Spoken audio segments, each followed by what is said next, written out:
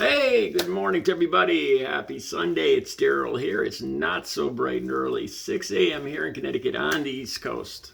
Okay, right off the bat, I want to say this. With the weekends and summer here, a lot of times I find myself a little short on time. And I would just like to apologize to you guys, especially you guys. I see that there's a smaller group of people that actually watch, the videos. I see the clicks going as soon as I post a video. And, it's you guys that I feel dedicated to make sure that I do the best video, that I put these out, that I think them through. I'm flattered, really. It's not a large group, but it's a group anyway. And I just want to apologize because, like, on these weekends, I'm hurried sometimes. Like yesterday, I forgot the name of Matthew Shepard in Wyoming, that incident, and that bothered me. I don't like doing anything substandard. So if I'm hurried sometimes on the weekend, I sincerely apologize, and I'll do the best I can. Speaking of today, I'm hurried today, and there was just something again. I was going to wait till about 10 o'clock to do a video, but this was bothering me so much. Now, I'm not a parent, but if I was a parent, especially in Ohio right now, if I was the parent of a teen girl in high school, I'd be worried. I'd be terrified, I think. I don't know. It's hard to guess how I would feel not being a parent. What am I talking about? Okay, I had to read this article over several times to see. I was like, I couldn't believe it. You hear a lot of crazy stuff, this fear mongering coming out from the right about trans people, and it was CRT. Or first it was communism and socialism, then it was CRT, and now it's trans, and then you hear all this talk I actually hear Steve Bannon trying to tie in what happened in Texas to the southern border and all this other stuff. And just vilifying this whole, with this being Pride Month, I can't, I'm astounded by the right and their attacks on this group of people. And I had to read this article several times. In Ohio, they actually passed overwhelmingly, all the Republicans in the legislature in Ohio voted for this law. This is what scared me, the word suspect.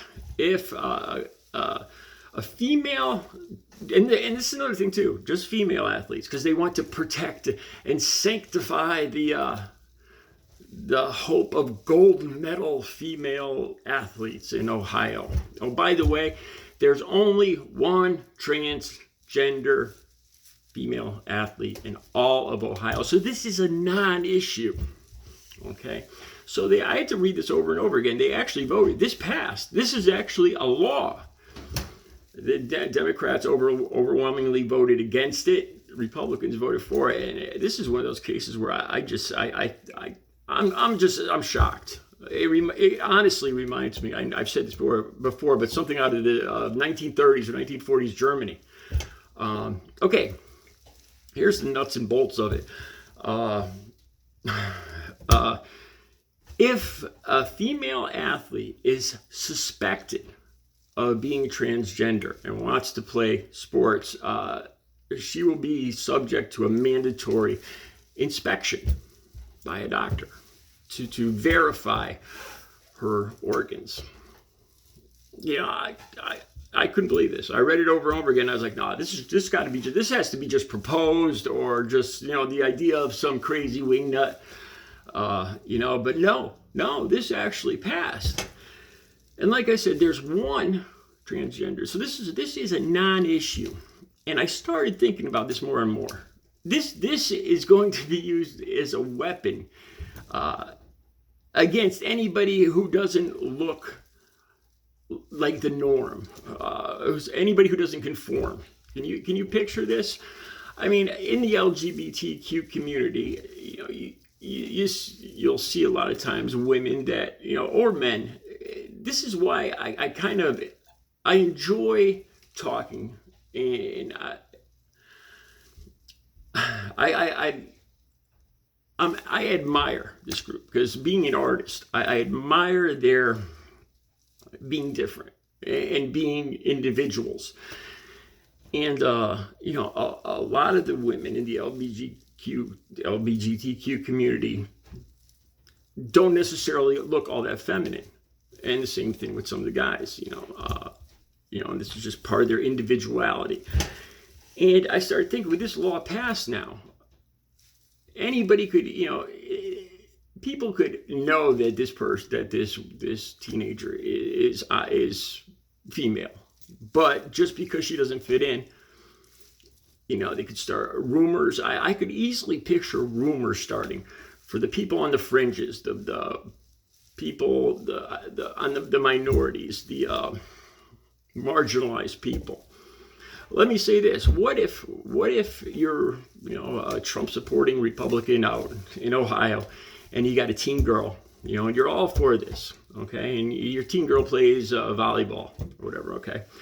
Then all of a sudden, she gets in a spat with one of her girlfriends. The other girlfriend thinks that your daughter stole her boyfriend, and so does all her friends. So now, your daughter is in this big, high school. How things are in high school. It's the end of the world. And, now she's in this, your daughter's in this dispute with a large bunch of girls, like say the whole volleyball team, because they think she stole a boyfriend. Now, what if one of them starts a rumor? Well, guess what I think I saw in the locker room. Maybe she's not what we think she is. I mean, I could see this happening. I'm not saying that all teenagers are dishonest and petty, or their parents aren't dishonest and petty, but I could see this happening easily. Or, people that, like I said, people that aren't part of the clique, like somebody moving in from out of town.